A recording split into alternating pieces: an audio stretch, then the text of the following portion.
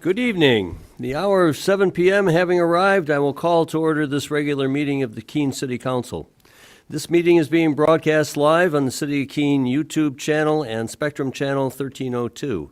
The video is also streamed on the city's website and is posted by the end of the next business day, barring any technical difficulties. If you would like to receive an electronic City Council packet to reference while viewing future broadcasts, please contact the City Clerk's office during business hours or go to the city's website and subscribe to the city meetings email list. The agenda is also accessible from any mobile device. I'd like to ask the clerk to call the roll. Kate M. Bosley. Here. Laura E. Tobin. Here. Michael J. Remy. Here. Randy L. Filio. Here. Robert C. Williams. Here. Edward J. Haas. Here. Philip M. Jones. Present. Andrew M. Madison. Here. Chris E. Roberts. Here. Jacob R. Favolis. Here. Brian J. Lake. Here. Catherine I. Workman. Tina A. Chadbourne. Here. Thomas F. Powers. Here. Mitchell H. Greenwald. Here. And I'd like to ask Councilor Favolis if you would lead us in the Pledge of Allegiance.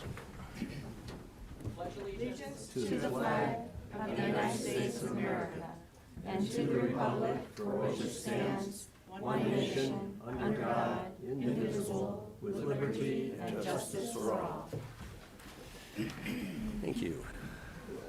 Councilor Greenwald for a motion on the minutes of our previous meeting. Move to adopt the minutes of the previous meeting, October 16, 2025. Is there an adjustment to that? No. As presented. Second. Seconded by Councilor Bosley. Thank you. Any comments, corrections on the minutes? Seeing none, by show of hands, all in favor? Thank you. That's unanimous, yes? Good. Okay, some announcements. Councilor Bosley, we missed you at the last meeting because we all wanted to join in and congratulate you on being an outstanding woman, and congratulations on that, well deserved. Yes.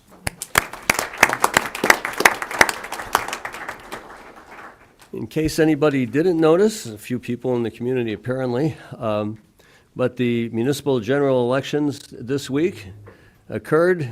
We had just over a 20% voter turnout. In 2023, there were 15,241 registered voters, and the ballot count was 2,998 ballots. However, you may recall the 2024 elections brought out new voters, more than we had seen for new registrants from previous elections, so that the number of registrants for now in the city total 16,330, so 1,100 more people are registered today. So that this year, we had a total number of ballots cast of 3,341.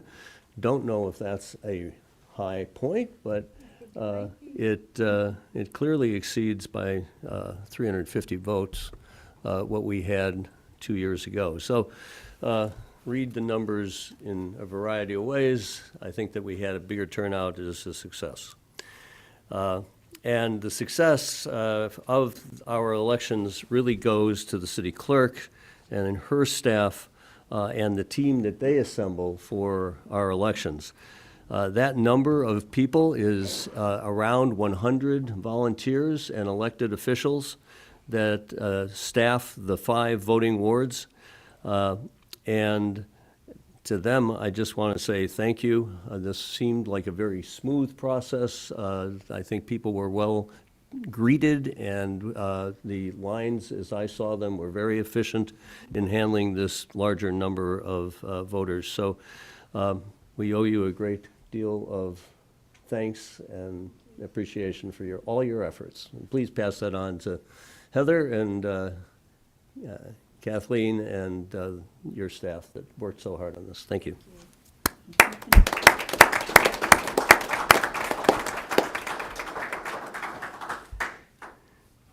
So it is November. I could wax with poetic justice here, but I'm going to avoid it. But there are several important holidays that occur in November. On November 11th, we will honor our veterans with a Veterans Day celebration, or honoring, it's a commemoration.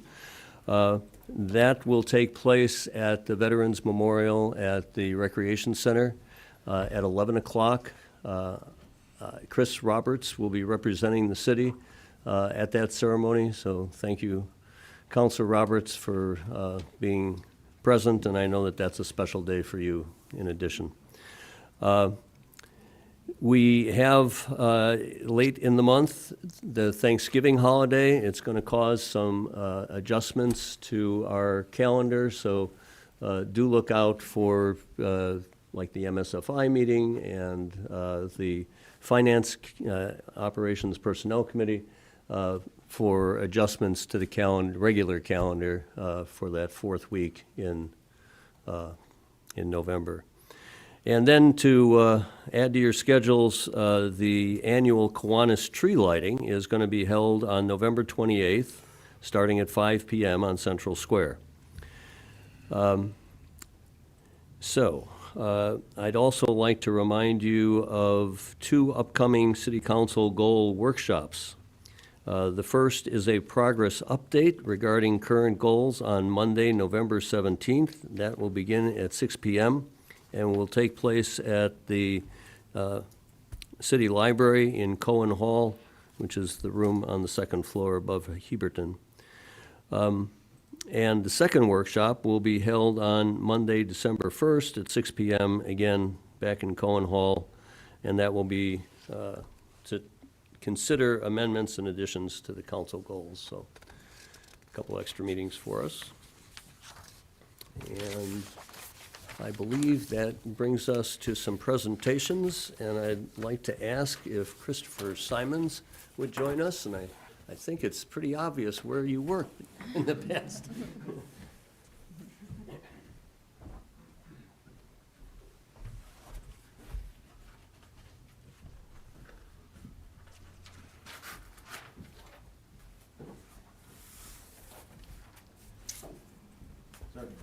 Good to meet you. In appreciation of your service. Whereas Christopher Simons began his career with the police department as a police officer on January 8th, 2007, after previous temporary seasonal assignments in the Public Works Department many years earlier. You were promoted to sergeant on June 1 of 2011, and you served in the capacity of police prosecutor in the Office of Prosecution. Thank you. You served as sergeant on June 1st of 2011, and then you served in the capacity of a police prosecutor in the Office of Prosecution until you transferred to the Bureau of Uniform Patrol as a shift supervisor on May 15th of 2022. That sound about accurate? I hope. For the most part. Yeah. A couple of other things in between, I bet. Mm-hmm. And whereas Chris is a hard worker who is reliable, calm in stressful situations, friendly, positive, and outgoing, you maintained a good working relationship with outside agencies, exhibited concern for the welfare of others, and took pride in your work. Whereas Chris is a skilled supervisor who is professional, thorough, and concise. He supervised fairly and impartially and provided good feedback and guidance to officers you supervised. Whereas Chris has received numerous citizen compliments, including for his helpful and respectful manner, and a letter of appreciation from a neighboring police department. And whereas Chris held an abundance of responsibility and collateral assignments such as Defense Tactics Team Leader, Child Safety Seat Certified Installer, Driver Training Program Lead, and Defensive Driver Instructor. In addition, Chris was instrumental in the successful implementation of body-worn cameras and serving as the trial program administrator. And whereas Chris was an integral part of the Keene Police Department's field training program, initially serving as a field training officer and later as a field training officer supervisor and assistant program coordinator, and previously served as a staff member at the New Hampshire Police Standards and Training Academy. And whereas Chris was a top producer as a police officer across several statistical categories, including number of arrests, DWI arrests, open doors, parking tickets, total calls for service, as well as a total of self-initiated calls, this diversity of high and low priority calls reflecting a superior perspective on his community's needs. And whereas Chris retires from the City of Keene effective September 24, 2025, with over 18 years of honorable service in the Keene Police Department and over 20 years of service to the City of Keene as a whole. Now therefore, be it resolved that the City Council of the City of Keene hereby extends its sincere thanks to Christopher Simons for his dedication to the City of Keene and wishes him the very best through all his retirement years. And be it further resolved that a copy of this resolution, properly engrossed, will be presented to Chris in appreciation for his many years of service to the residents of Keene, the Monadnock region, and the state of New Hampshire, and society in general. Thank you so much, Chris. If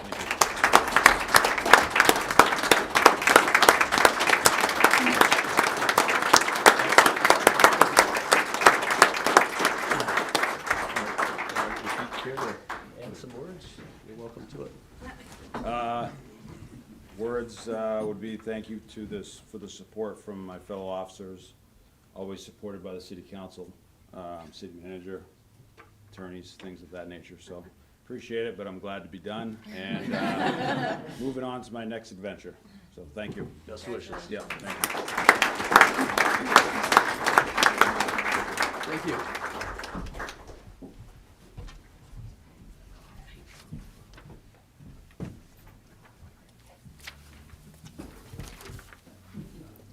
Okay.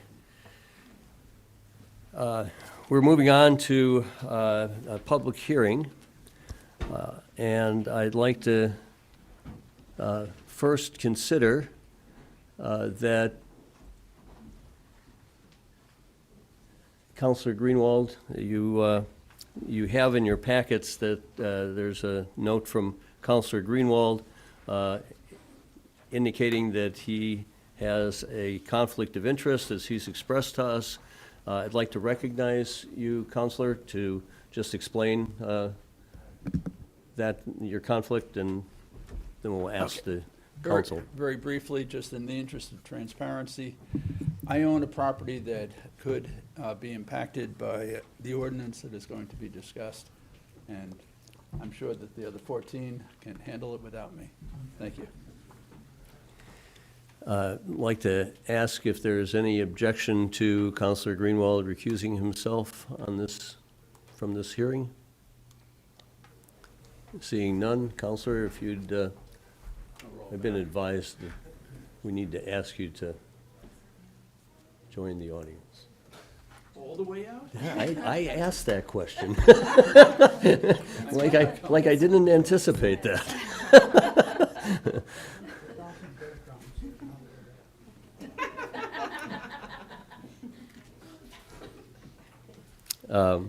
Okay, I'd next like to ask then the clerk to read the posting on this motion.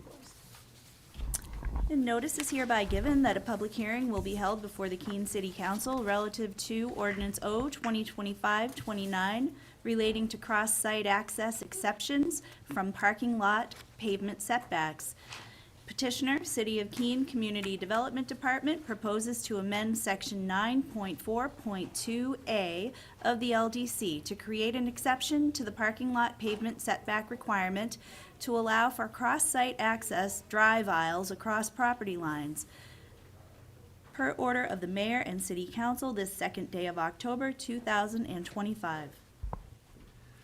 Thank you. He's at the table.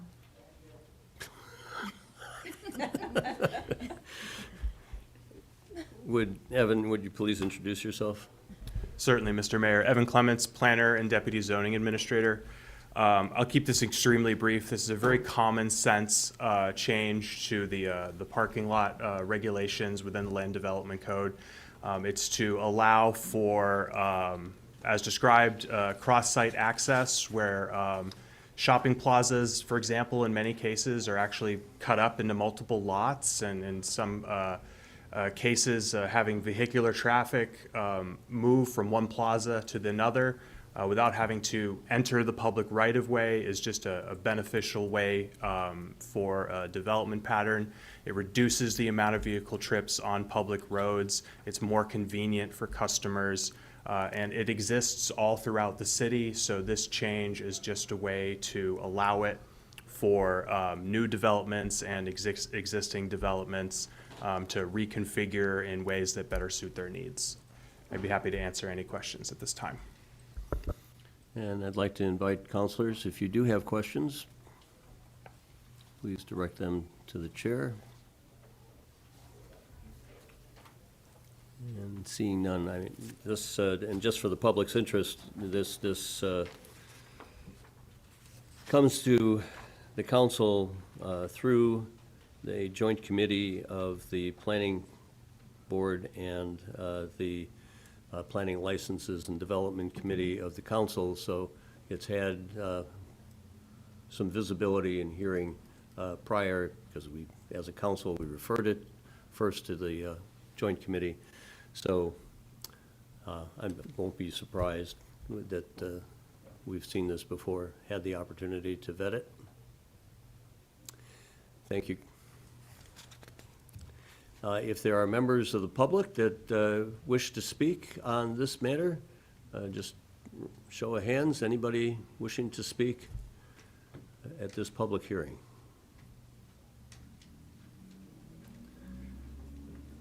Seeing none, I will close the public hearing and note that we will accept written comments up until 1 p.m. on Monday, November 10th. And this will be before the Planning, Licenses, and Development Committee at their next regular meeting on November 12th. So will we be open to, I guess we'll accept electronic feedback on Monday. We are open Monday, we are closed on Tuesday.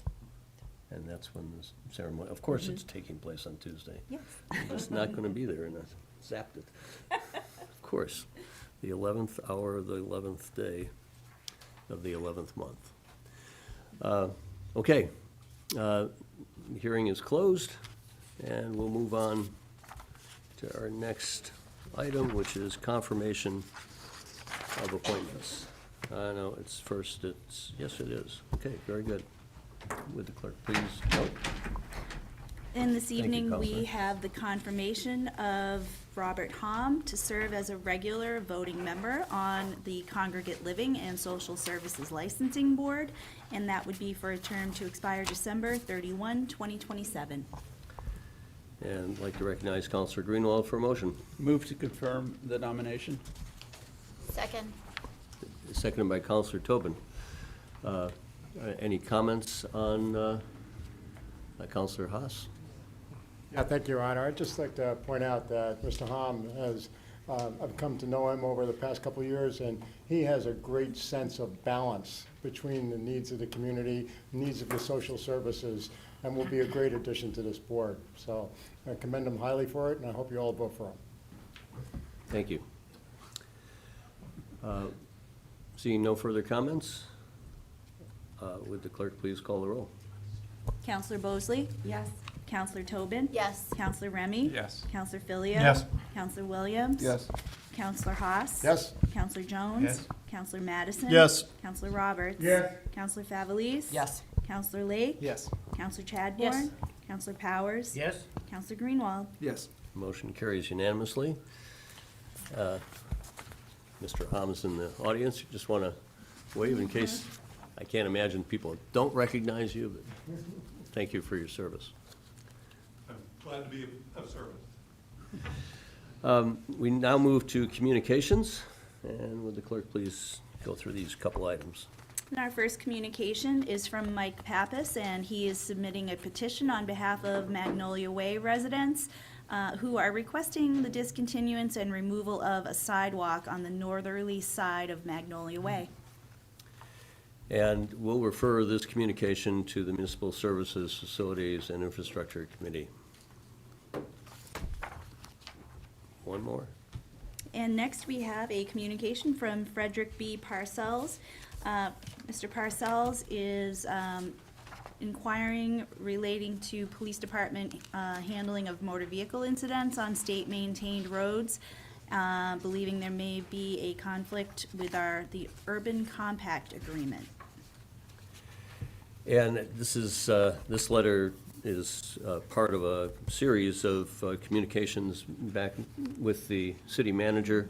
We'll refer this to the city manager for further conversations with Mr. Parcells and see if there's resolution through the administrative communications. Moving on to council committee reports. Yes, and our first committee report is from the MSFI committee, and it relates to the sale of city property, 100 Church Street.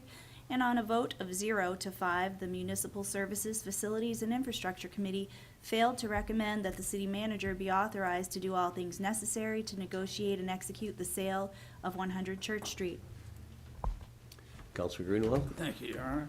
Move to carry out the intent of the committee report. Second. Seconded by Councilor Filio. Councilor Greenwald. Thank you. I'm sure that you're all aware of what this parcel is. It's a little piece of land at the end of Church Street.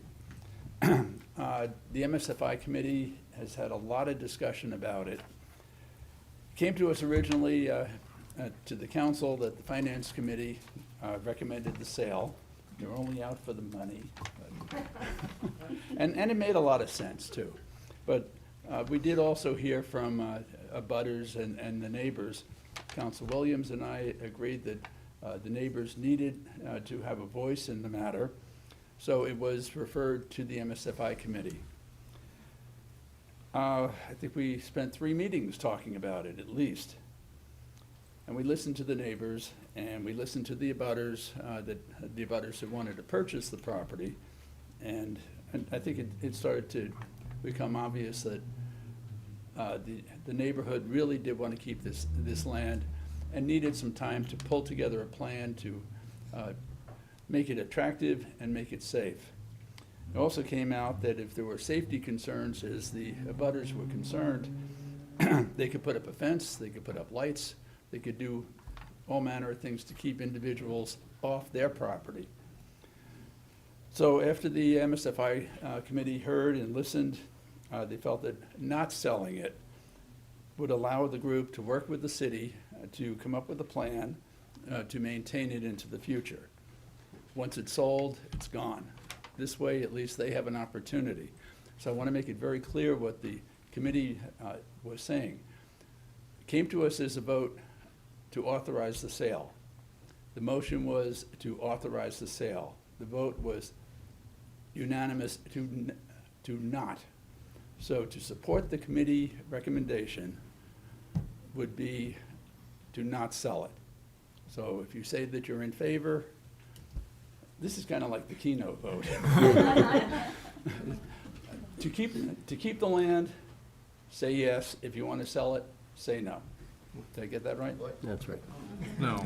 So the motion here is to affirm the committee's vote to not sell the property. What? Councilor Filio. Thank you. I'm just going to basically second what Councilor Greenwald just said. Obviously, started off at FOP. We've had a lot of meetings on this, kind of knocking at the heels of the downtown infrastructure project here pretty quick with the amount of meetings we've had. But I agree with what Councilor Greenwald said. Originally, it was to sell. But, hey, whenever a neighborhood group comes up and says, give us a shot, we think we can do this, I think it behooves us as councilors to let the neighbors give it a shot until they can't give it a shot. I think the amount of people, especially from the east side, that have said they want to step forward and do something here, could be a positive. And I know from hearing the city manager speak, there might be other little places in the city that this might work out for, maybe not Parks and Rec, maybe Public Works. But, maybe this is a step for some of the little pockets of property the city owns. So let's give it a shot and come back in a few months and see what's happened. Thank you. Further comments?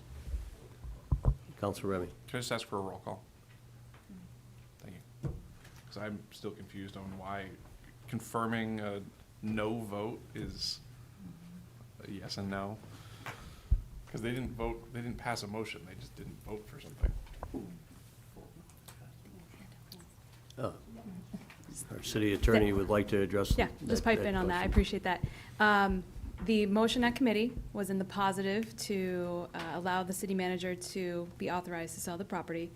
A 0 to 5 vote is, under Robert's rules and how we function in parliamentary procedure, not a neutral vote. That is a vote to not allow that. That is affirmatively saying that's not what we're recommending. So we have the opposite of what was requested coming out of the committee. So you being asked to affirm the committee's recommendation, their vote being not to authorize the sale, is to say, yes, we're taking that recommendation. Does that help? Counselor Favelis. Thank you, Mr. Mayor. Just real quick, I understand what a yes vote and a no vote mean here. I do think some of the confusion stems from the fact that when we have had similar situations in the past, we have received the opposite guidance from the city attorney about how to phrase the motion. And so if this is going to be how we phrase these motions moving forward, I think that's fine. I don't think that, doing one or the other in any given circumstance without any kind of rhyme or reason is the best practice moving forward. So I understand the confusion because I do think that there's been inconsistent guidance. On the topic of the motion, as it were, itself, I have evolved in my thinking on this. I was originally pretty clearly in favor of selling this. I do think that a group has come together that has at least the kind of outlines of a plan and has committed to working with resources in city offices and city departments, as well as working with the neighbors and abutting folks at this 100 Church Street property to come up with a solution that preserves this as a green space and addresses some of the safety and quality of life concerns. I think it remains to be seen, as other councilors have alluded to, if that's what's actually going to happen and if that will be successful, but I do think it's worth giving it a try, so I will be voting yes to keep the property. Thank you. Counselor Williams. Hi, I just want to thank the council and specifically MSFI for your patience. This has gone back and forth quite a number of times, but it is important to listen to what our constituents have to say about it. And there is very much a lot of people who want to pitch in and help with this park, and I think that's a great opportunity. But now, if the council votes yes, as it turns out, that's when the hard work begins. People have come forward and said, we're going to improve this park now. We've got to address the issues in the park. People have real safety concerns about it, which I think can be addressed, but we've got to step up and do it. So that's what's next. Sorry, at this point, we're not taking public comment.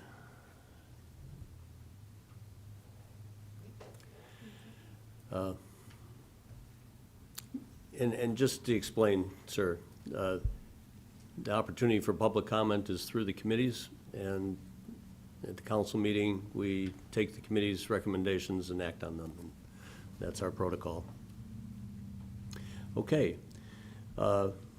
Everybody got this clear? We have the intent of the committee.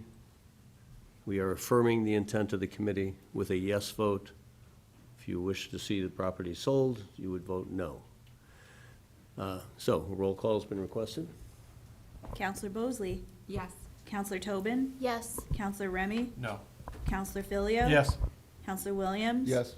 Counselor Haas? Yes. Counselor Jones? Yes. Counselor Madison? Yes. Counselor Roberts? Yes. Counselor Favelis? Yes.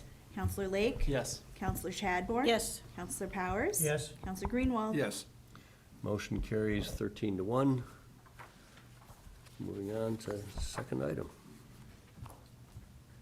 And our next item is a informational report from Municipal Services, Facilities and Infrastructure Committee, and it is relative to the downtown infrastructure project update. And Counselor Greenwald. You're recommending this, got it.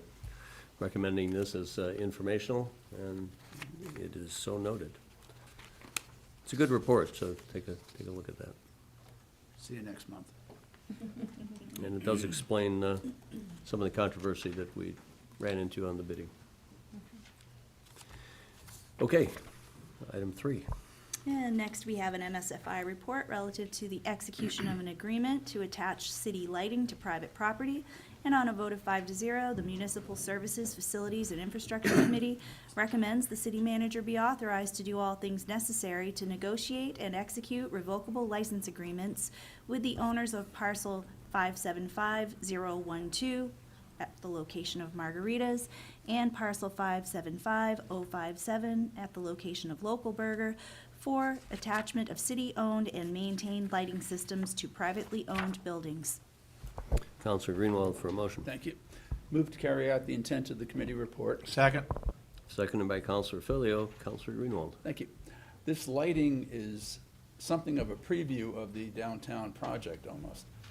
The Public Works Director came to us with this idea to string, it's called catenary lights. They go from building to building, or in this case, it goes from building to a pole. It would be by Local Burger coming over, and also on the other side, Margaritas, and I think attaching probably to the roof where the bike path basically is. They're strings of lights, city-owned, and the agreements have been written out with the abutting property owners to attach. And it's going to look good, and also a little more safety, a little more lighting. So we urge an affirmative vote. Any comments from the council? We've reviewed this through the downtown project previously. Seeing no comments, all those in favor? Motion carries unanimously. Thank you. Moving on to this Finance, Organization, and Personnel Committee motions. Yes, we have item D4, a Finance, Organization, and Personnel Committee report relative to the acceptance of an FAA grant for the Airport Perimeter Fence Project. And on a vote of 4 to 0, the Finance, Organization, and Personnel Committee recommends that the city manager be authorized to do all things necessary to accept, execute, and expend grant funding for an amount up to $350,000 from the Federal Aviation Administration Airport Improvement Program for the Airport Perimeter Fence Project. And Counselor Powers for a motion. Thank you, Your Honor. Move to carry out the intent of the committee report. Second. Seconded by Counselor Remy. Counselor Powers. Thank you. This project's been going on for several years, and we're closing in on a final construction. This grant will pay for the design and the process of putting it out to bid for the work. And of course, the work would not be able to be started until the next wave of grants come in, and we're in line for that, so it's really almost a done deal. Phase 1 included the environmental work. That was all completed, so now the contractor can begin to do the design and write up the specs for the proposal. It's 95% of grant money and 5% of city funds, and those funds are in the budget currently. Thank you. Any questions on this motion? Seeing none. All those in favor? This motion carries unanimously. Thank you.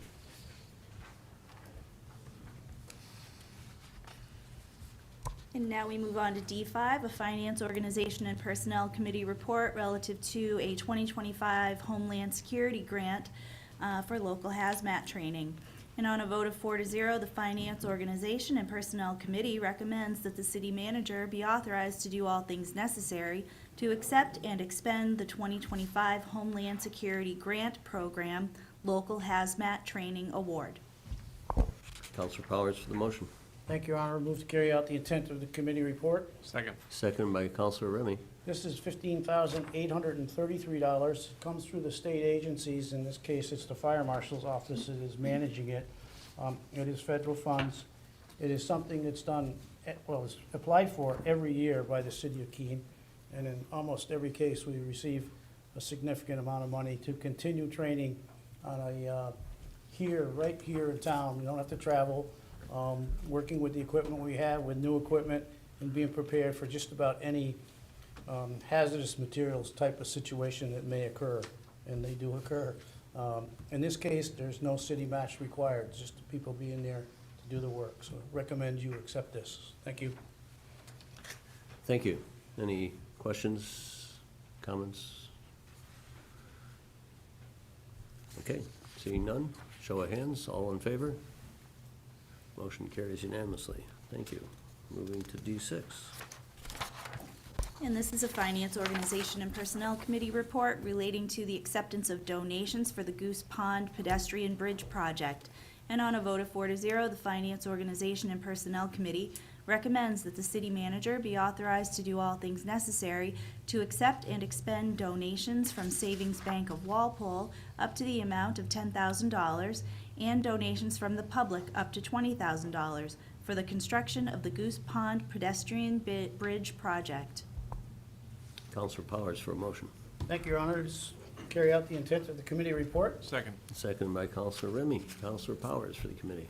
This is another just great project that the public has stepped up to really combine with the forces of Parks and Rec and the Public Works Department to put something really nice into an area that the public uses a lot. It's not well seen, it's not well worn, but it's well used. We're at Goose Pond, a lot of activity there. Past couple of years, we've done a lot to the bridge, or to that area, to the dam, and this will just put the finishing touch to it. So there's a pedestrian walk across that area for people as they traverse around the pond. Just puts a great finish to it. And of course, Savings Bank of Walpole, as usual, has made a challenge.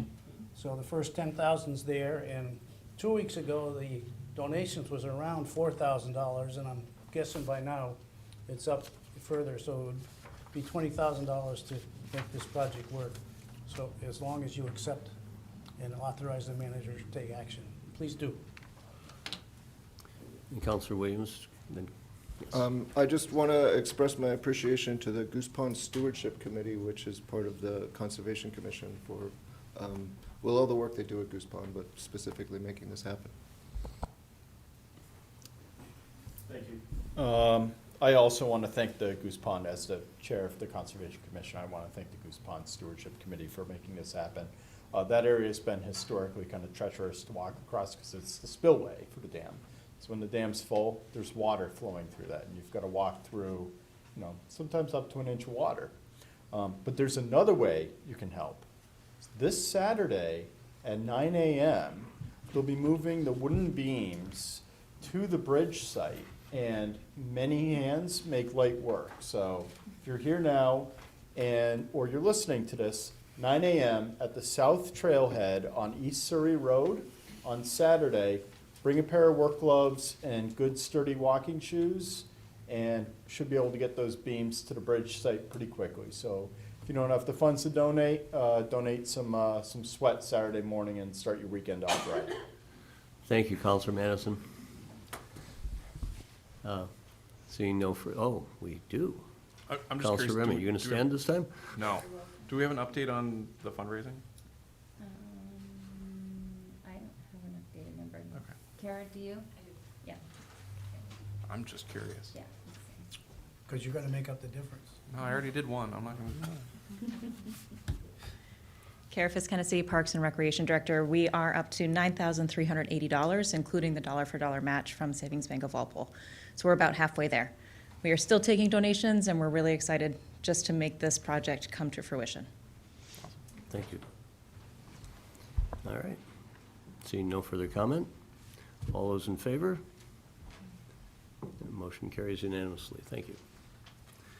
Okay, we are up to D7. As this is a Finance, Organization, and Personnel Committee report relating to execution of an agreement for engineering services with Weston and Sampson.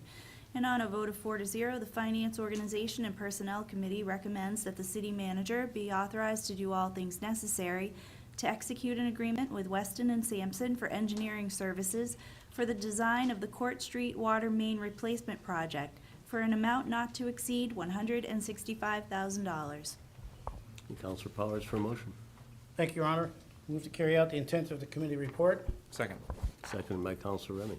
This next group of motions you're going to hear all have to do with some construction and mostly with federal grants. And so I'll just preface for all of them, when we're trying to hire firms, we're following the state or federal guidelines. So it either goes out as an RFQ, an RFP, and in some cases, you get a number of people bidding, in other cases, it's very few. But what I saw in this whole group is very successful, bringing to you some great proposals with great firms that are going to assist us with these projects. The first being the water main replacement on Court Street. And it's about a half a mile of old 10-inch cast iron pipe being replaced by 12-inch ductile iron. It is designed well and is not going to be interfering in the roadway. We're not going to dig up the roadway, which is kind of nice that that's happening. It may be, may be happening next spring, so we only want so much construction. The money's in the budget, it's $165,000, and the proposal is to use Weston and Sampson for the engineering services. Thank you. Any questions on this item? Seeing none, we didn't group these because of the differences in funding sources, so we'll take each of these separately. Seeing no further comments, all those in favor? Thank you. Motion carries unanimously. On to D8. And this is a Finance, Organization, and Personnel Committee report relative to execution of an agreement for engineering services with Fuss and O'Neill. And on a vote of 4-0, the Finance, Organization, and Personnel Committee recommends that the city manager be authorized to do all things necessary to execute an agreement with Fuss and O'Neill for engineering services for the design of the Court Street Culvert Replacement Project for an amount not to exceed $128,000. Counselor Powers for a motion. Thank you, Your Honor. Move to carry out the intent of the committee report. Second. Seconded by Counselor Remy. Counselor Powers. This is a $128,000 project. It is in the current budget. Fuss and O'Neill have provided a proposal for engineering services that has a couple of unique processes that they've developed for us, where we're not going to dig up the road, but we're going to put in a, 18-inch pipe under it. It's necessary that this get done. It's the right time. We're working in that area, so it makes sense that we get all this work on Court Street done in the best process. So basically, they're able to slide this underneath the road, so we won't dig it up, but we'll do all the work on each side. Again, Finance had 4 people in attendance. It was 4-0, basically unanimous. We hope you do the same. Comments, questions? Seeing none, all those in favor? Motion carries unanimously. We now have 15 voters. Thank you, Counselor Workman.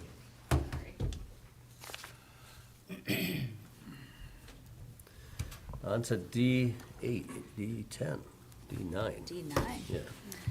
And D9 is a Finance, Organization, and Personnel Committee report relative to an agreement for engineering services during construction with Greenman and Peterson. And on a vote of 4-0, the Finance, Organization, and Personnel Committee recommends that the city manager be authorized to do all things necessary to execute an agreement with Greenman Peterson, Inc. for engineering services during construction for the Downtown Infrastructure Improvements Project for an amount not to exceed $1,800,000. Counselor Powers for a motion. Thank you, Your Honor. Move to carry out the intent of the committee report. Second. Seconded by Counselor Remy. This is a fairly large project, and again, we went out with requests for proposals, and we received a number of proposals. And in this case, because it was such a large project, a larger team of evaluators was put together. And I want to read this because I think it's important for us to let everybody know in the community that there's a lot of brain power going to make sure we get the best product here. So the famous downtown guy, Mitch Greenwell, Deputy City Manager Rebecca, Public Works Director Don Lucier, the Colonial Board Trustee Tom Winkler, who's a businessman downtown. I think he still has some property down, so he's got a vested interest. And project manager TJ O'Brien interviewed all three firms. And they put him through the ringer to really make sure that this was gonna come out the right way, because there's a lot of moving parts. And we also have behind us the DOT money in it, and they're looking for the best processes. So after the review, they have decided that the recommendation for the manager to sign a contract with Greenman Peterson, mostly referred to as GPI, for the engineering service during the construction of the downtown infrastructure improvement project. That means that somebody's gonna be on scene all the time, checking businesses. They will be checking the work that's being done. They'll be checking the bills we get, the quantity and quality of things that are going on. It's a very important part of the project, and I believe that it's gonna make it successful when you've got a good firm watching the store on this particular event. So, it's been recommended unanimously by FOP that this be authorized, and we'd ask you to do the same. Comments, questions? Counselor Jones? Thank you, Your Honor. As you all know, I did have some issues with this project from the very beginning, but I do understand we do need to fix our infrastructure, and we do need to have a good engineer, so I'll be voting for this. Thank you. Other questions, comments? Seeing none. Okay, by a show of hands, all in favor? This motion carries unanimously. Thank you. Moving to D10. And this is a Finance, Organization, and Personnel Committee report relating to the execution of an agreement for engineer of record services with McFarland Johnson. And on a vote of 4-0, the Finance, Organization, and Personnel Committee recommends that the manager be authorized to do all things necessary to execute an agreement with McFarland Johnson for design engineer of record engineering services during construction for the George Street Bridge Replacement Project, up to $60,000. Thank you. Counselor Powers for a motion. Thank you, Your Honor. Move to carry out the intent of the committee report. Second. Seconded by Counselor Remy. Counselor Powers. Thank you, Your Honor. This project is right up the street. It's another construction project, and McFarland Johnson has done work for us in the past. And it's, again, not so much maybe federal funds, but it's got state funds, DOT. So we're following all their procedures. And after review and knowing that McFarland Johnson was already on the payroll, he's being selected. And the project cost is $60,000, and this is in the budget for the project. Thank you. Okay. We've been concerned about this bridge for a while. Any comments, questions? Seeing none, all in favor? Motion carries unanimously. Thank you. D11, working our way down. All right, Not there yet. Finance. This is a Finance, Organization, and Personnel Committee report relative to approval of designation as a sole source contractor of record from Minkland LLC. And on a vote of 4-0, the Finance, Organization, and Personnel Committee recommends that the city manager be authorized to do all things necessary to designate Minkland LLC as a contractor of record in accordance with City Code Section 2-1332, subsection 5. And Counselor Powers for the motion again. Thank you, Your Honor. Move to carry out the intent of the committee report. Second. Seconded by Counselor Remy. Counselor Powers. So this process that's being requested is ask the city council to allow the Public Works Department to use the contractor on an on-call basis for things that happen usually out of timing and weekends, nights, and it's very important that we keep our roads. Usually it's a matter of, it's a large project in a major artery that needs to be taken care of. Minkler has done work for us in the past on short order. They're a local firm. They do a lot of business in the community, and they've been reliable.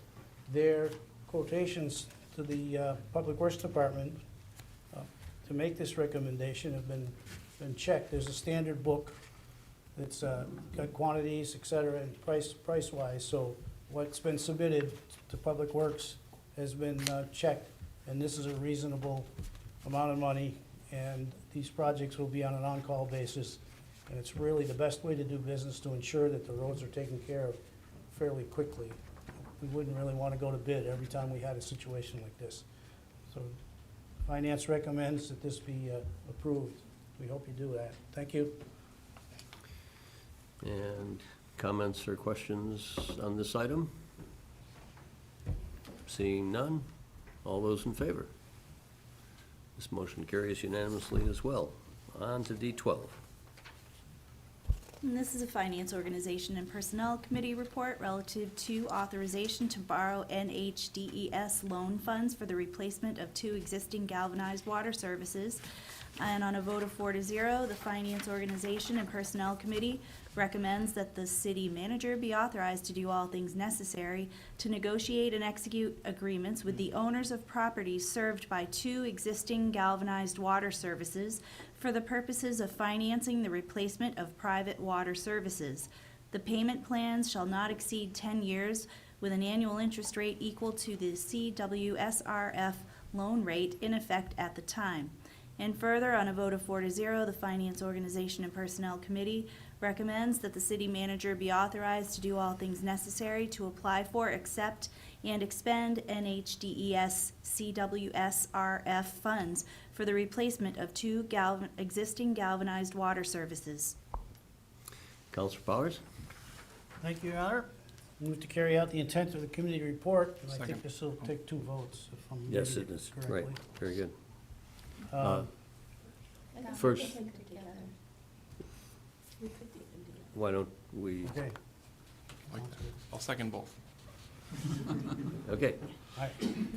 go for it. So what we have here, again, it's a good thing the state has money and helps out, because the EPA and the state has enacted a number of rules that now will prohibit these types of connections to our public water system.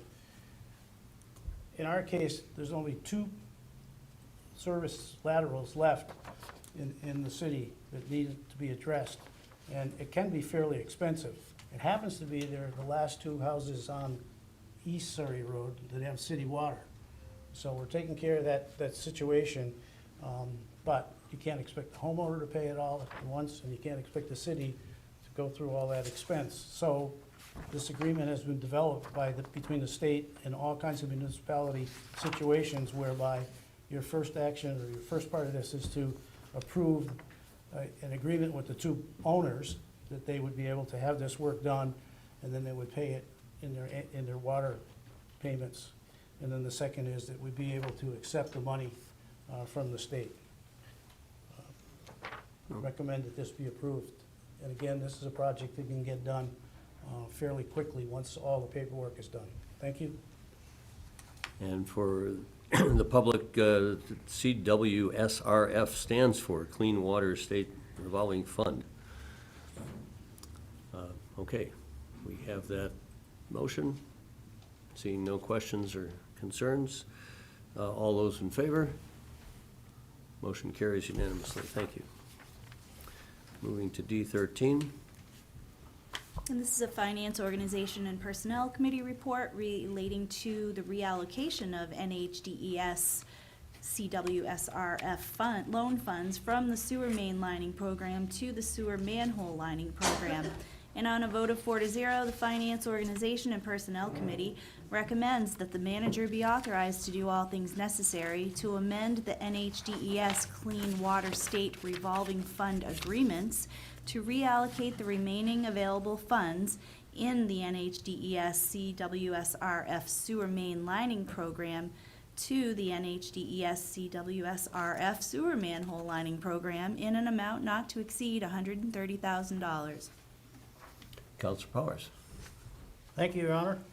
This particular project we've heard a lot about over the course of the last year. That it's a very worthwhile project because it's rehabilitating some of our lines and some of our manholes. And secondly, that the government's given us money towards it. But as we went through it, in a couple cases, there was some work that had to be done that prevented us from doing the lining. Had to do some regular construction work. So it caused us some surplus to be in one pot and not in the other. But with this request to the state to move the money between it. We've already got the money, we got the project all lined out, and we have the contractor still here, ready to go. With this, if we approve this authorization, the state will most likely approve it, and we can finish it up. So we're moving the money from the sewer main lining program to the sewer manhole lining program. Same contractor, same areas. Thank you. Second. That- He made a motion. That was an extended motion. Seconded by Counselor Remy. Thank you. We have a motion and a second. Any comments or questions on the motion? And seeing none, all those in favor? Very good. Motion carries unanimously. And we are on item D14, the last committee report. Counselor Powers for a motion. Oh, no, please. Clerk, don't rush this. All right, this is a Savor it. Finance, Organization, and Personnel Committee report relative to a subordination agreement for 310 Marlborough Street. And on a vote of 4-0, the Finance, Organization, and Personnel Committee recommends to the City Council that the manager be authorized to sign a subordination agreement to a mortgage from 310 Marlborough Street LLC to Newburyport 5 Cents Savings Bank. Counselor Powers for a motion. Thank you, Your Honor. I move to carry out the intent of the committee report. Second. Seconded by Counselor Remy. Counselor Powers. Thank you, Your Honor. This has to do with the project at 310 Marlborough Street. And if you're down in that area, a lot of good construction going on. All part of the RSA 79E program that we've authorized for this particular project and several others in the city. And part of the RSA, there's a clause, and I'm going to bounce this to the city attorney pretty quick here because it doesn't make sense to me, but it's a state law. That requires that some subordination to the financing under RSA 79 be done, which in many cases may be fine. But in this case, the owner is going for mortgage as he builds up, and that creates some intricacies in the regular law that gets in its way. But we can agree to do this, and he's clear sailing. And I know the attorney's got a better answer for it than I do. That was pretty good. That was not bad. I'll just add, thank you for explaining it. The agreement that we have with the property owner does track with the language from 79E. 79E includes this type of lien that we don't strictly need. It's my office's recommendation that we don't need to hang on to this lien or need to make sure it's not subordinated for a mortgage. That's perfectly fine. And we also have done the subordination on this agreement recently, within, I think, January of last year, for the exact same reason, subordinated our exact same lien rights. So, happy to take questions if there's any. And that leaves the city in a second position on the Only on the specific type of lien, which is for the proceeds in the event of a flood or other casualty damage, that insurance proceeds would come to the property owner for. That's what our lien is for, but we don't recommend that we need that.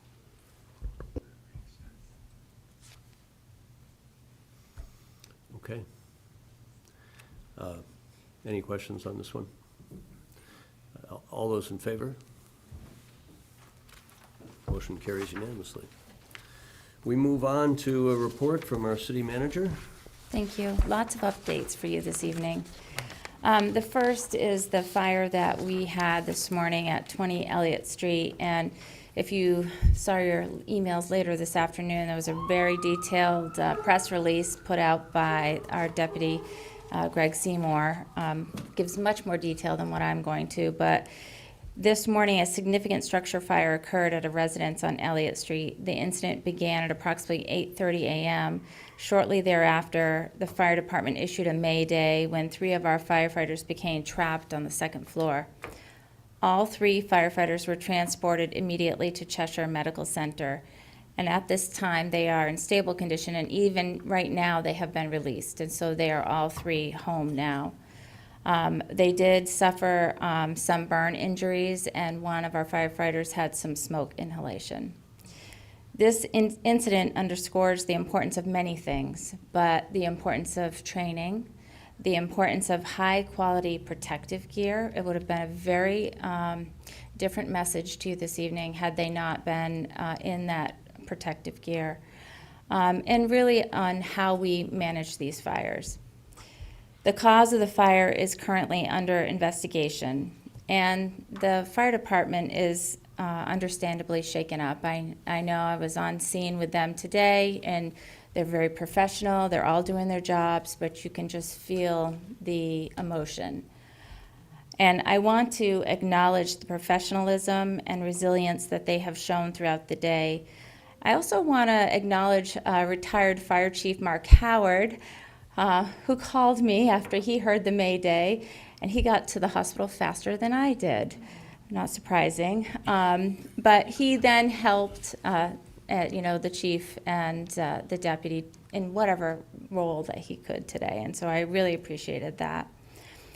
And our city team, and this always happens whenever there's an emergency or a serious incident, but our city team really comes together to support one another, which demonstrates the strength of this organization and the commitment to keep our community safe. And Deputy, I don't want to put you on the spot, but do you want to add anything to that? I'm putting you on the spot.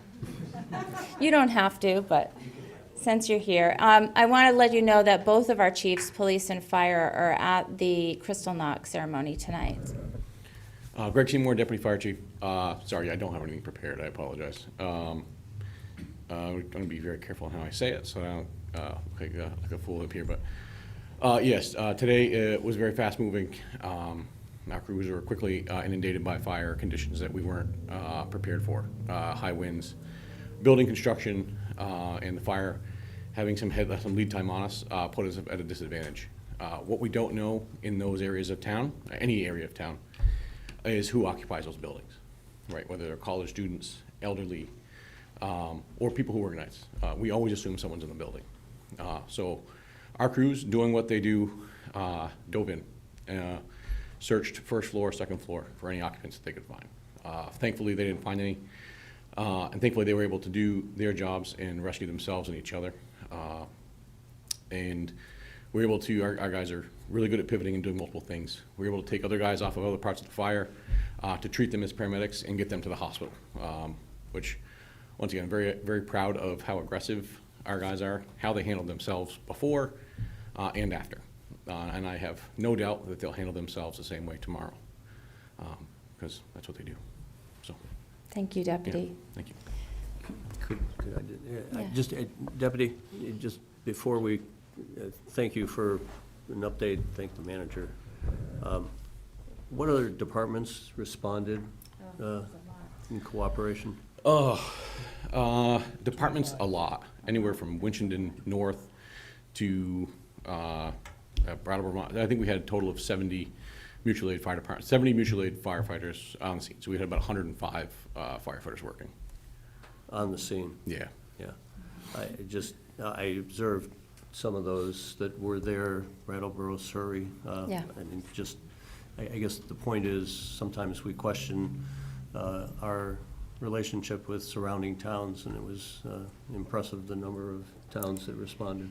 Yeah, we're fortunate to have good relationships with all of them, and we are fortunate that they showed up today. But when we have a fast-moving fire like that, we are relying on our team to begin this attack. And I think that, while today we did have people show up, you don't know if that's always going to be the case. And one thing about fire departments is they do, when they hear that Mayday call, I think that also, it's a different type of call for help, and that also brings additional people to the scene. So the deputy did a wonderful job, the chief did a wonderful job today, and I know it's been a long day for you and an emotional one, but I did want to recognize you and your team. Yes, thank you so much.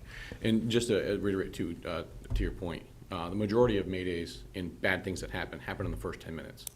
And we're no different. That happened in the first 10 minutes of the fire, which is our most aggressive and fastest moving time, where we have the smallest amount of resources and help. So thank you. Next, we've shared some social media, some press releases on this as well, but just to make sure, we need to get the word out on food distribution at the Public Works Department. That's starting this Saturday. So while the federal government remains in shutdown and families are not receiving their SNAP benefits, the governor has partnered with the New Hampshire Food Bank and local agencies, including the Community Kitchen, to distribute food throughout the month of November. The Community Kitchen reached out to the city seeking a location to support food distribution for SNAP recipients. We offered the Public Works facility, thank you, Public Works Director, and for both storage and distribution and some personnel needs as well. So food pickup for SNAP recipients for the Monadnock region will take place at 350 Marlborough Street starting this Saturday from 9 to noon. Recipients must bring their New Hampshire SNAP card as proof of eligibility. Additional distribution dates currently planned include November 15th, 22nd, and 29th at the same location at the same time. And let's hope we don't have to go beyond that. Food insecurity is a serious concern, and this delay in federal benefits is creating a real hardship for many households. Councilor Tobin recently met with myself, Andy, and Rebecca, and part of our discussion focused on strengthening food resiliency. She offered several valuable suggestions, many of which we will be pursuing. The Community Kitchen was an exceptional partner during the COVID-19 response, and they are providing an equally strong partnership now. I'll be meeting with them along with our Emergency Management Director and members of our team to explore strategies for reinforcing this partnership. Our Emergency Management Director is also pursuing FEMA grant funds to assist the kitchen in acquiring a generator, as their ability to maintain operations is an important component of the region's food resilience. And then you should have gotten this email from me today, but for the rest of you, the downtown infrastructure project is out to bid. Yes, it's a big relief for all of us. So staff received the final review comments from New Hampshire Department of Environmental Services last Friday and responded to them on Monday. All DES comments were resolved by Wednesday, and the project was advertised on the city's bid platform this morning. Bids are due December 18th. The engineering division will be reaching out to qualified construction firms in order to spread the word and hopefully generate interest in the project. So if you know any qualified construction firms, spread the word. This is a large enough project that it should bring in a contractor that we may not see otherwise, and so please help us spread the word. The 3 million gallon tank is nearly completed. We have been rehabbing this tank. On Monday morning, the department began the process of disinfecting the recently repainted water tank on Roxbury Road. This morning, they received the first test result indicating the tank was safe to put back into service. Additional tests are being run, but if all goes well, the tank will be back in service next week. On Tuesday, the department notified customers in East Keene that they may observe elevated chlorine in the water or taste or odor. This was a result of a valve used to isolate the tank leaking and allowing a small amount of water used in the disinfection to enter the distribution system. Staff was able to quickly flush the system. We did not receive any calls or complaints from customers at this time. And then the George Street Bridge that we have been talking about. Bids were opened this afternoon. Engineering is evaluating and expects to send a recommendation to award the contract to New Hampshire Department of Transportation next week. No construction is expected until spring, but awarding the contract now will allow the contractor to fabricate and precast bridge pieces over the winter. So we'll be able to at least begin some of the work so that we're ready to start in the spring. You should have all received a memo on October 29th in regard to the state's emergency notification system and the progress we've made utilizing this system. Coming soon, there will be a campaign prior to utilization. We plan to use it in January, and we're going to have a campaign to get Keene residents to register their cell phones so that they can stay informed during local emergencies and weather parking bans. So we used this system when we had the water main issue. And some people got the text and some people didn't get the text. And the state uses a reverse 911 system, which works great if you have a house phone or if you have a number that is local. But many people have cell phones that they have gotten in other areas and kept their number, and that creates an issue. So what we're going to do is an education campaign to get people to register their numbers. Then we will test it to make sure that's in fact the issue, because I know that this reverse 911 system is supposed to allow us to even pinpoint areas that we want to send the message to. But we've only tried to use it that one time and with mixed results. And it looks like Councilor Favelis has a comment he's going to share with me after about his not receiving the message, because I do know he was one that did not receive the message. Also, the city has been awarded $80,000 from the Recreational Trails Program. It's an RTP grant from the New Hampshire Fish and Game Department to support the long-needed repairs to the Asheville Rail Trail Trestle Bridge. Thank you. The project includes removal of deteriorated structural components and the installation of new timber railings and the replacement of wood decking to restore the bridge to a safe and reliable condition. This bridge serves as a critical connector within the city's multi-use trail network as an important corridor for Keene State students, local residents, and regional trail users. Councilor Favelis has been a consistent advocate for prioritizing this repair. And Keene State College, now departed President Melinda Treadwell, has expressed strong support. She wrote a letter of support for this grant and also agreed to share the match. So this is an 80-20 grant, and college should be paying 5% and the city should be paying 5%. I know there's been transition. It's not there's not a lot of it's not a huge ton of money, but 10% and 10% to make 20. Did you have something? Yep. It was my understanding that Pathways for Keene had been involved in some of the match conversations. Yeah, I think so as well. I don't know the breakdown of all of that, but I do know that now that Melinda has left and she's moved on to another position, I'm going to go back and revisit this topic, both with the college and with Pathways, to determine who's paying what and who's able to still pay what. I want to thank Councilor Powers for a donation. It was not listed on our list of donations, but he donated $100 Noble's gift card for our holiday sponsorship program to assist with the purchase of gifts for families in need. So thank you for that. I also want to just let you know our airport director has retired, and Dave Hickling retired last week. And so, to Rebecca Landry's dismay, she is once again titled as Airport Director in Transition because, this is at least the second, if not third time. So while we are recruiting for Dave's replacement, we have to have someone on record as the Airport Director. And so we did notify the New Hampshire Department of Transportation today, the Aviation District, that Rebecca is it. So thank you, Rebecca, for helping us during this transition. We do have a couple of airport candidates coming to visit with us next week. That's it. It's good to have an experienced director. She does a great job. She really does a great job. There's been a few transitions at the airport, even since I've been here, and each time she's really helped us make sure that everything moves forward smoothly. Thank you. A lot of information, as you started off with.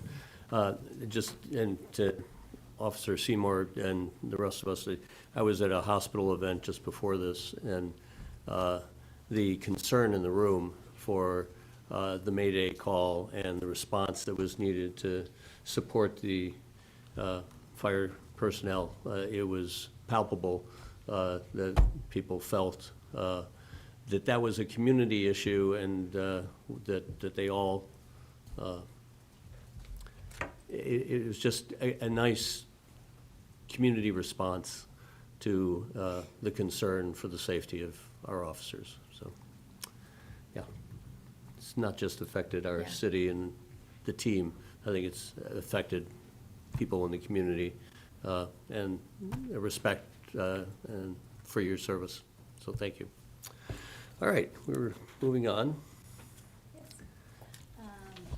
So we are now moving on to, I believe, is city officers and departments, and item F1 is a memorandum from our finance director, and it's an acceptance of donations. The recommendation is that the donations be accepted with gratitude and that the manager be authorized to use the donations in the manner specified by the donor. And Councilor Powers? Thank you, Your Honor. Move to carry out the intent of the committee report. Second. Seconded by Councilor Remy. Councilor Powers? And much gratitude to these folks that have given the donations. And once again, it just shows how much people appreciate the city, and they'll chip in any particular ways. $500 from Sarasimo Industries for the benefit of the Human Rights Committee and the Keene International Festival. $5,000 from Gallup Foundation for the benefit of the Human Rights Committee, Keene International Festival, and $71 in community donations during the Human Rights Committee Pride event. Thank you to those folks. All those in favor of accepting these donations? Motion carries unanimously. And the next item is a memorandum from me indicating the results of the November 4th municipal election. And per the Keene City Charter, the council is required to canvass the votes cast at the municipal election and declare the winners elected. And in addition, the council must canvass any referenda that were on the ballot.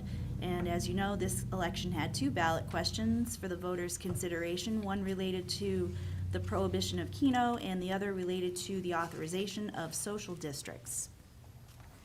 And this is again an opportunity to say thank you. Yes, yes, if you're okay to indulge me for a moment, I will do that, thank you. Well, should we get the motion on the We table? could do that first, sure. Yeah, Councilor Powers, would you do that? Thank you, Your Honor. I move to recommend that pursuant to Section 5 of the city charter, the candidates receiving the highest number of votes for their respective offices are declared elected. Further, pursuant to Section 6 of the city charter, I move to declare that ballot question 1 related to Keno prohibition passed by majority vote, and ballot 2 related to social districts authorization failed. Seconded where? Seconded by Councilor Lake. Okay. Comment, like to recognize the city clerk? Well, thank you. Do you want to take your vote first, or would you like me No, to I speak think first? Oh, let's hear some. sure. So I just wanted to, this is our first election without our previous city clerk, so it was a bit daunting for us. We did implement some new election equipment that added to the stress. But I have to say that we couldn't do it without all of the help and support of the city departments that come and participate in setup and breakdown and all of the logistics that go into making this happen at the 5 wards. Those departments include Public Works, facilities, and our IT department, who helps us with all of the technology that we are now using at the polls. We also were fortunate to have some volunteers to help us clean up at the end, because we're finding that with the new voting equipment, the closeout process is quicker, and we need to get to the polls more quickly to get our equipment out before things are locked up and we can't get in there. So we had Marty Fisk, Yves Gakunde, and Brian Ruoff there with us in the evening, helping with closeout and helping us take in all of the supplies and equipment as it came back to City Hall. And much like the fire department and all of the help and support they received, Our little office could not do it without all of the help that we received, so thank you very much. Again, thank you for all the coordination and leadership. Thank you. Motion, we've got the materials, the results of the election, the results are in the packet. You've also posted them here in City Hall and on the city website too. Yes, that's correct. So, okay. Any further comment? Seeing none, is this taking a show of hands? All those in favor? The vote is certified. Congratulations to those who were on the ballot and the new folks who will get sworn in January, and look forward to working with all of you. Okay, moving on to item G1. And item G1 is a memorandum submitted on behalf of the Joint Planning Board and Planning Licenses and Development Committee relative to Ordinance O 2025-28A, relating to the rezoning of 5 properties on Pearl Street and Winchester Street. And at their joint meeting of October 14th, the Planning Board voted unanimously to find that the application meets the intent of the 2025 Comprehensive Master Plan, and further, the PLD Committee voted unanimously to recommend the mayor set a public hearing on Ordinance O 2025-28A. So we'll file this memorandum, and the public hearing is going to be set for Thursday, December 4th at 7:05.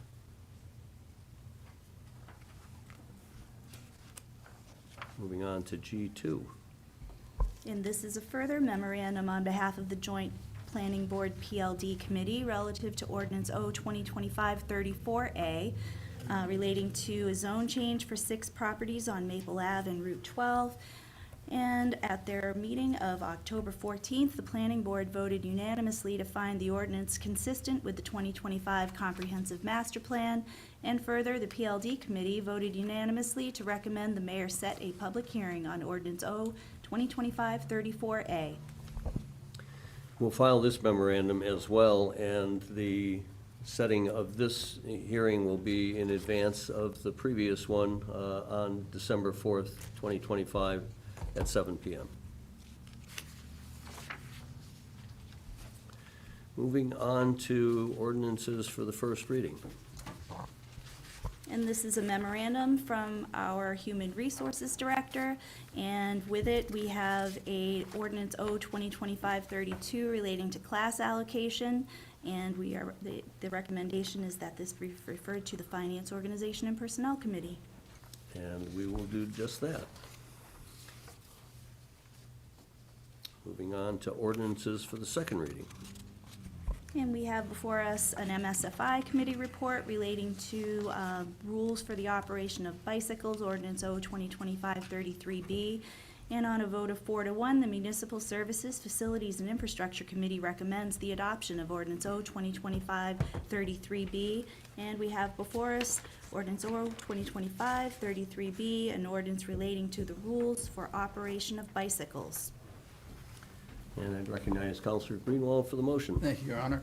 Move for the adoption of ordinance O 2025-33B. Second. Seconded by Counselor Filio. Thank you. Counselor Greenwald. In anticipation of the downtown project and the coming bike lanes, it was suggested that there be some rules changes to the operation of bicycles in the city.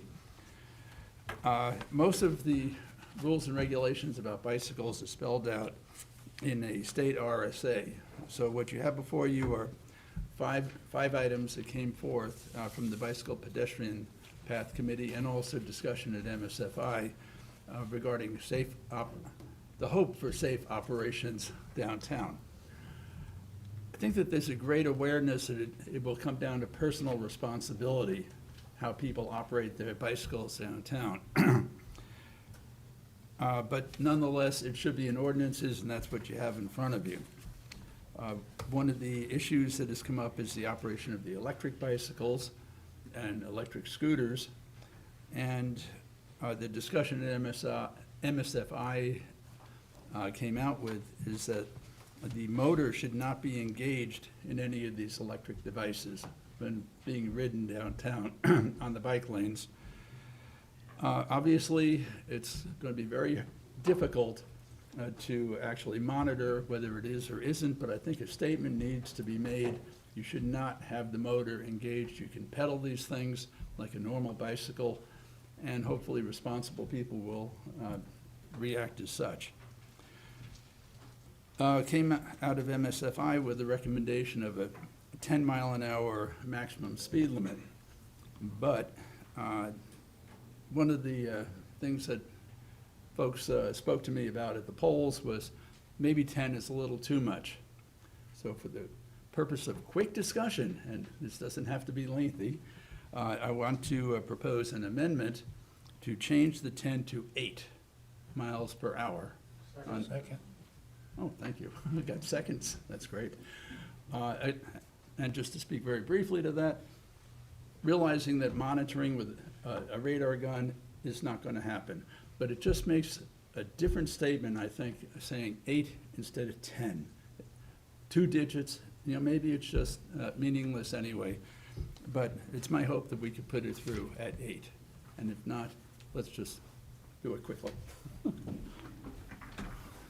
All right, we are considering then the amendment. At this point, Councilor Haas. Your Honor, in support of that change, this Second Amendment, the idea of going to this lower number is to call attention to it. And people are used to seeing 10 miles an hour, 15 miles an hour round numbers. But our idea here is that we want to call attention to this is different, this is special.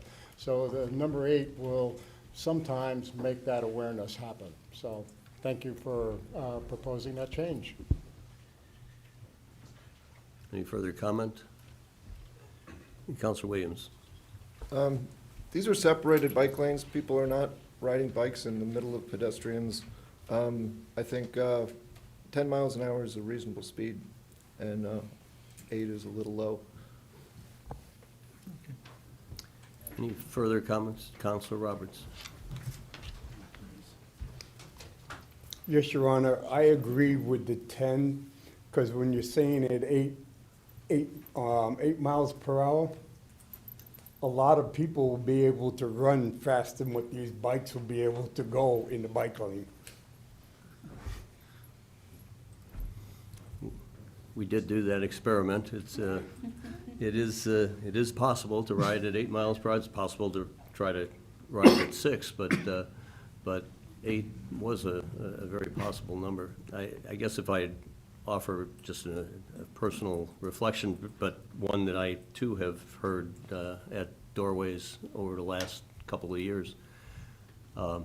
This is not just for people riding bikes. This is for a public that is concerned about their safety crossing the bike lanes. And it's a matter of a message to that constituency that we're doing what we can to introduce the bike lanes and to keep it safe for pedestrians in downtown. By reducing this below a 2-digit number, it has that message, I think. Personal reflection. Okay. Any further comment? Councilor Jones. Thank you. This ordinance addresses the downtown corridor. It's not specific to, it does mention bike lanes, but we don't have bike lanes yet. So if we don't put in bike lanes, right now, there's no bicycle riding permitted in the downtown corridor. Isn't that correct? That's correct. Yeah, I believe that's true. On the sidewalk. On the sidewalks, yeah. On the sidewalk, confirmed by the man. But, so this makes it allowable on the sidewalk, and maybe someday there'll be bike lanes? I think the intent is that these rules would become effective at the point that bike lanes are on the sidewalk. I'm just wondering if we're putting the cart before the horse, or the horse before the cart, or? Oh, never mind, no horses. You want to comment? Well, I think it's important to establish the rules because we've gotten a lot of questions about this. And once you have adopted an ordinance, we can begin the education campaign in advance of the actual construction. I don't know if the Public Works Director had something else he wanted to share. It says very specifically in there that it's on bike lanes or multi-use paths. If it didn't say that, then it would ban all electric cars in downtown. So you have to read it as on bike lanes or multi-use paths. Your Honor, if I may, the section of city ordinance that addresses bicycle use on sidewalks in the downtown is in a separate section of city code. We are not changing that one way or the other. So after you pass this ordinance, it will still be unlawful to ride a bicycle on a sidewalk in the downtown. Once the bike lanes are built, it'll still be unlawful to ride the bicycle on the sidewalk in the downtown. So we're not changing any of that.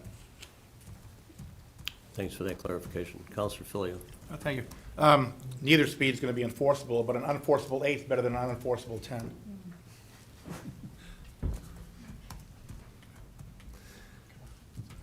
Further questions or comments? We have an amendment on the floor to change B1 from 10 to 8. Ready to vote?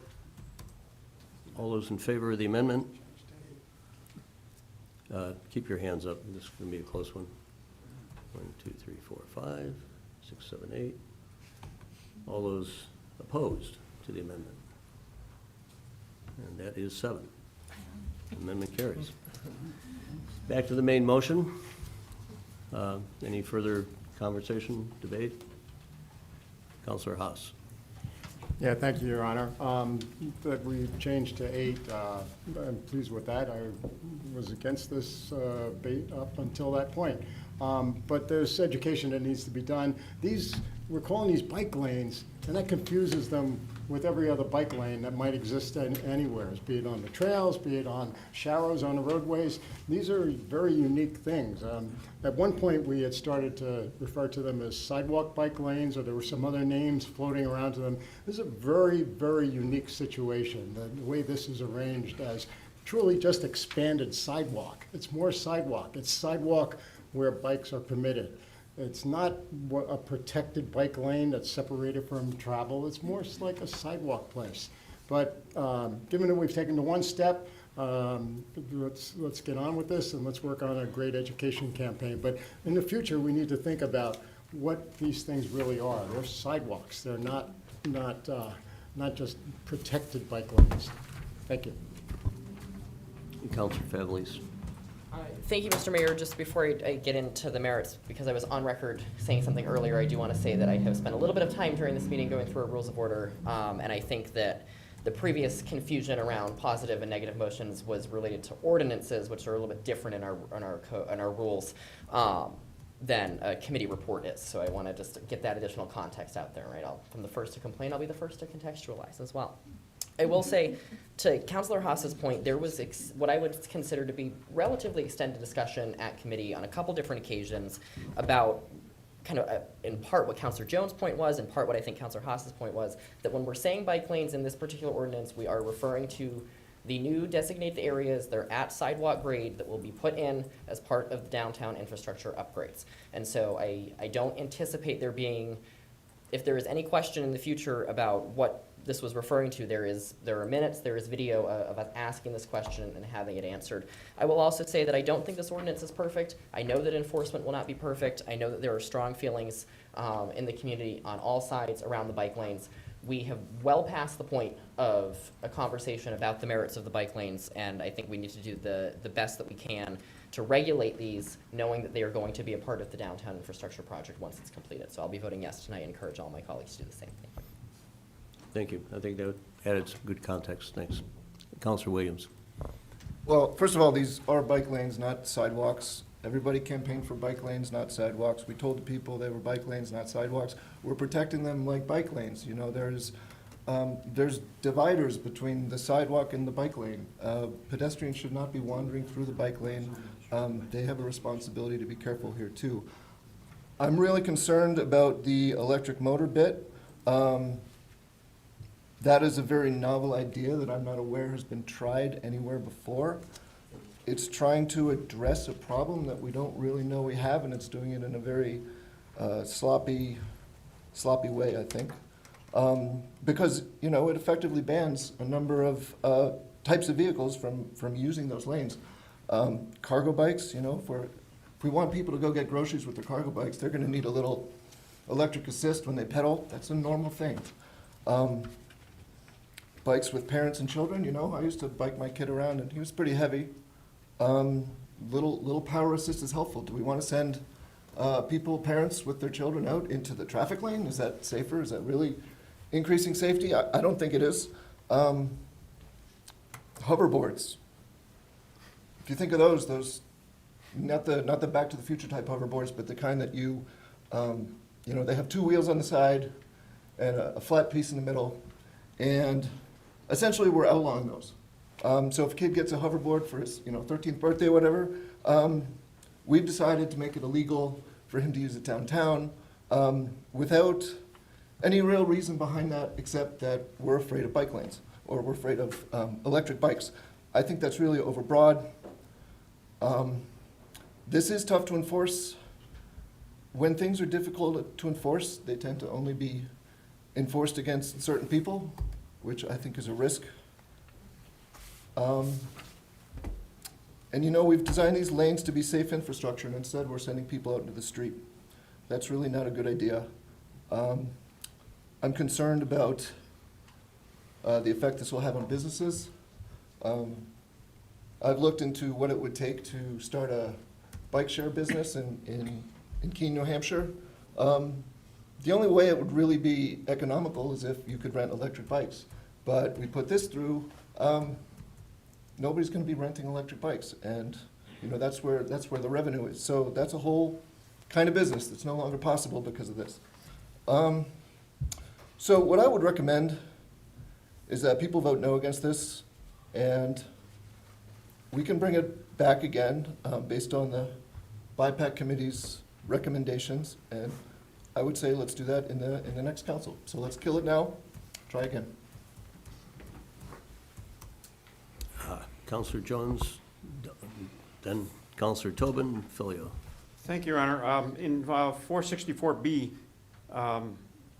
it says, on bike lanes and multi-use paths within the city of Keene. Can somebody explain what is that the whole trail system within the city of Keene? Sounds like it. Sounds like it to me, too.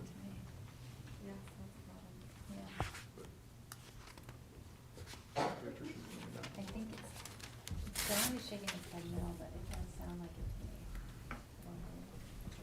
to me. Public Works Director, Don Lucier. Don? Give me a moment, Your Honor.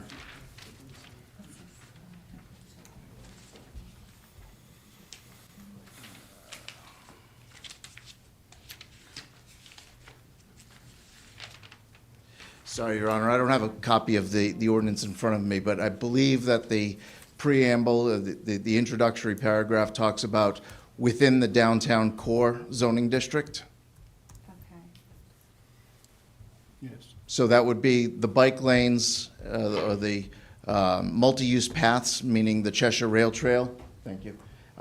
Yeah, thank you. Article 1, within the downtown core zoning district, the maximum blah, blah, blah.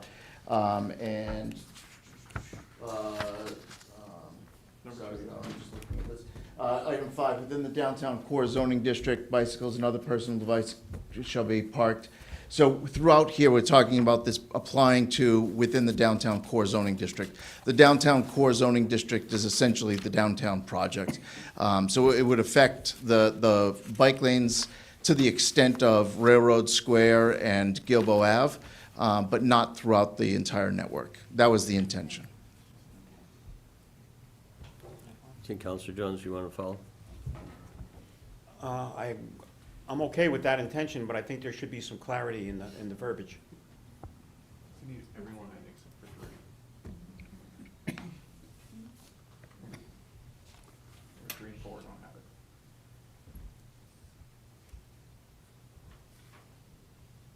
It says downtown core zoning.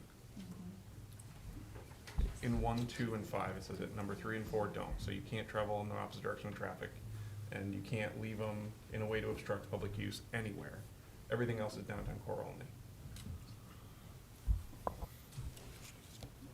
Yeah, I see that. Counselor Jones. Yeah, I think if you just change within the city of Keene to within the downtown core, you're fine. Your Honor, if I may. It was omitted from item number 3 because that would also apply to bike lanes, for example, on Washington Street. You're only supposed to be going in the direction of travel. On item number 4, the intention was for people to not leave their bicycles parked on the bike paths. So Anywhere. In your explanation, these are by intent. Correct. Okay. Counselor Tobin. So I understand the different perspectives that some people feel like you should be able to go any speed on these. Some feel like we shouldn't have bike lanes at all. And I think this is where we landed, somewhere in the middle. I imagine this evolving over time based on as we get the bike lanes and as people start riding them, we're going to see flaws in the guidelines we set out, and then we will come back and we will address them. People are concerned about pedestrians having to cross from where they're parked to the sidewalks. I am not especially concerned, but also I understand that in order to sort of make people feel safer and as an introduction to the idea of bike lanes and something new downtown, I'm comfortable with easing into it. I imagine that at some point it will not be a problem and we will adapt accordingly. Someone will, as people are riding and we see, well, everyone's going the right speed, they're following the guidelines, no one's getting hurt, then the step will be to adjust the parameters. Thank you. Good point. Counselor Filio. I agree with Councilor Williams that we should kill it, but I also think we should kill it and not bring it back. It's no secret that early on in this project, 81 meetings ago, that I was opposed to the bike lanes. And that's just because I don't think it was, as Councilor Greenwald once said, you only have so much space between building and building, and how do we want to prioritize that? I think the space would be better utilized for increased pedestrians and increased outdoor seating. I still stand that way, and I can't change that at least until January 1st when we have a new calendar year according to our rules of order, which we'll see what happens then. I voted against this in committee. I am not in favor of an ordinance that is completely unenforceable, that we just say, look what we did, don't we feel good? 8 miles an hour, 10 miles an hour, seriously? Nobody's gonna enforce that. Electric motor disengaged, we're gonna have the electric motor police, gonna look down, see if the electric motor is disengaged. It's unenforceable. I do not like unenforceable ordinance, so we can just say, oh, look, we created an ordinance. One thing that I'm adamantly opposed to is anything within a motor on the sidewalk. If we're gonna allow an electric motor, why not a gas motor? Some of the gas motor ones, some of these smaller ones, they go about the speed limit as some of these electric ones do. Why not just allow gas motors on the sidewalk? With the exception of electric medical devices, I don't feel anything should be on the downtown bike lanes as long as the bike lanes are gonna go through this council. There was some talk about, well, if you're gonna allow bikes, you have to allow electric bikes on it. And that isn't true. RSA 259-27A allows local agencies to restrict any electric vehicle in a certain area if that elected body deems them unsafe. We have the rules within the state that say, yes, we can allow bikes, we don't have to allow electric bikes. It's in the RSA. They give local communities that control. But once again, and if you go out and talk with the community, I think you're gonna find, just like we did when we first did this project, the opposition, to the bike lanes, in my opinion, is probably about 90%. The opposition to electric is probably higher than that. Can't prove it, just based on what I see from my constituents. Once again, at this point, the bike lanes are still on the project, So I have to go by what the council has done to this point. But once again, to put through an unenforceable ordinance, I think makes no sense at all. And to allow electric vehicles downtown where pedestrians are going to be crossing into a store makes no sense at all. I think we should have more space for pedestrians, more space for outdoor seating. Once again, we're talking 2 blocks.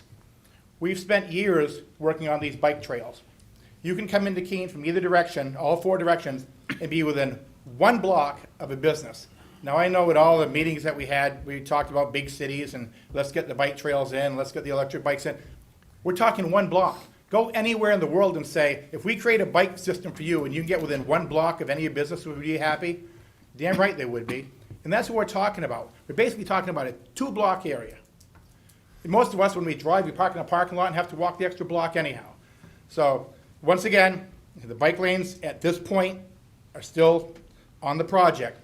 But to allow an electric motor vehicle on those bike lanes that is absolutely unenforceable, you telling me who's going to say it's 8 miles an hour, it's 10 miles an hour, it's 12 miles an hour, and who's going to walk around downtown and say that electric motor's turned on? Nobody. It's unenforceable, and I will not vote for it. Councilor Madison. Thank you, Your Honor. I think we're at a point where I'm not hearing any new arguments. I'm hearing things I have heard sometimes dozens of times before. I think we need to actually make a decision on this. If you don't like it, I would recommend you vote no. If you do like it, I would recommend you vote yes. And what's cool is in 55 days, not that I'm counting, it'll be January 1st, and it'll be a new year. And if you don't like this, you can propose changes to it. You can propose its repeal.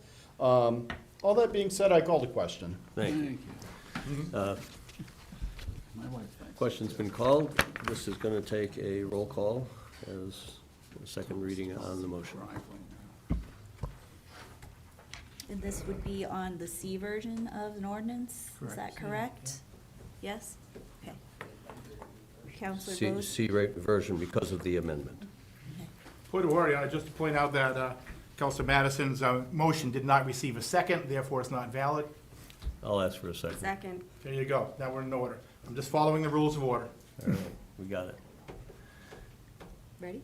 Ready? Okay. Counselor Bosley? Yes. Counselor Tobin? Yes. Counselor Remy? No. Counselor Filio? No. Counselor Williams? No. Counselor Haas? Yes. Counselor Jones? No. Counselor Madison? Yes. Counselor Roberts? No. Counselor Favelis? Yes. Counselor Lake? Yes. Counselor Workman? Yes. Counselor Chadbourne? No. Counselor Powers? No. Counselor Greenwald? Yes.